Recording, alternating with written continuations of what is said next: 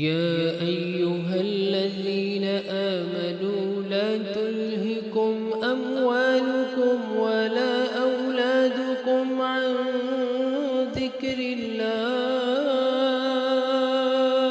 ومن يفعل ذلك فأولئك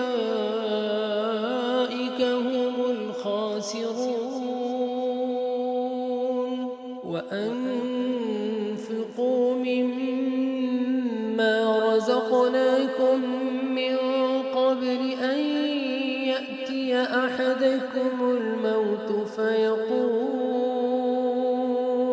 فيقول رب لولا أخرتني إلى أجل قريب فأصدق وأكن من الصالحين.